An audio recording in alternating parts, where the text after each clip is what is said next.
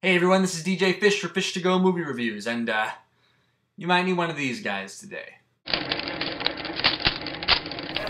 That's the picture. To, wipe the tears away from your eyes. Duh. Welcome to day number 23 of my 100 Days, 100 Movies challenge. Oh, don't be scared, it's just another wannabe horror movie starring Jim Carrey. Though because you think it's October, I'd be reviewing movies that had a little more to do with the horror genre. But October can be made of other things too, like love, or passion, and emotion, and drama, and all that other crap. So today's movie kinda dips into that. But the review might be a little bit different because not only did I watch one movie, I watched two movies. Say what? This is Richard Linklater's Notes on Love, Before Sunrise, and Before Sunset. The reason I'm reviewing both of them is because they really do have a lot in common with each other. And since watching both of them back to back clocks in at about 3 hours, I figure it kinda does equal one really long movie. Michael, you got a trailer for them? Which one do you want me to do? I've never had to do two at once. I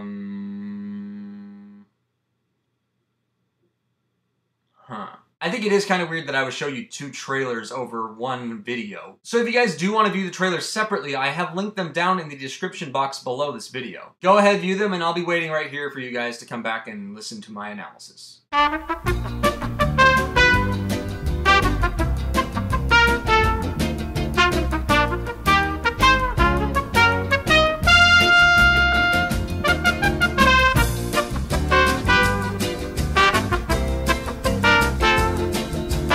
Alright, I squished the Spanish flea! Before Sunrise and Before Sunset are both set up with a very minimalist plot. It all starts in Before Sunrise when an American guy meets an English-speaking French girl on a train that goes to Vienna, Austria. Jesse, played by Ethan Hawke, hits it off with Celine, played by Julie Delpy. They talk and they get to know a little bit about each other. When Jesse goes out on a limb and asks Celine to stay with him and his only night in Vienna. She says yes. The film records their walk and talk through the city until sunrise, when they both promise to each other that they'll meet again in 6 months. Jesse and Celine do meet up again, but instead it's 9 years later. Talk about long distance. They catch up on all the events that have occurred since that last meeting, and they walk and talk through the city of Paris. So you might be thinking to yourself, All they do is walk and talk through these movies. and you'd be kinda right. Cinematographer Lee Daniel uses the Steadicam to follow them through the streets and to the different locales of the cities, and they sometimes result in takes that last as long as 11 minutes in length. Which is pretty insane considering you have two actors that are trying to keep up with the dialogue and perform at the same time. But it becomes easy to see throughout the two films that these guys do it so well, it's as if the director actually just recorded a couple walking and talking as if it were nothing. Of course, what's most important about the two films is what they actually have to say to each other. In Before Sunrise, we meet this couple, and they're both young, and they have this notion that they can do whatever they want, and they have a whole lifetime ahead of them. Throughout the film, they have simple discussions just by means of getting to know each other more. And the conversations go deeper than they probably intended. Screenwriters Richard Linklater and Krizan really find the necessary notes that give the dialogue this realism and beauty. It's as if they went out and recorded different conversations with real couples and made them legitimate conversations for a film. And it all works because Ethan Hawke and Julie Delpy have this natural chemistry between each other, and they create mannerisms to equal what they're saying. Before Sunset follows the same plot structure as Before Sunrise, but because it's set 9 years after the first film, the couple is 9 years older and 9 years wiser. The dialogue isn't as lovey-dovey as the first film, but it's much more impacting and symbolic here. Both Ethan Hawke and Julie Delpy look and feel as if they've already begun to think that life has its limitations and they can't win or lose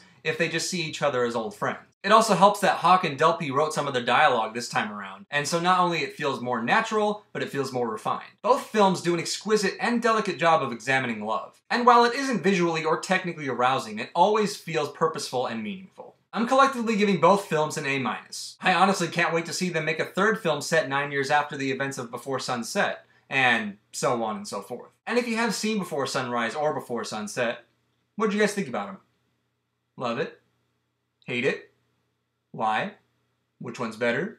Which one's worse? Lots of questions. Leave one of those comments down below, and if you like any of my reviews or would just like to continue my 100 Days, 100 Movies challenge, then you can subscribe up above. We now have 77 more movies left, so keep those suggestions and recommendations coming. Don't forget one of these guys. And once again, I'm DJ Fish for Fish to Go Movie Reviews.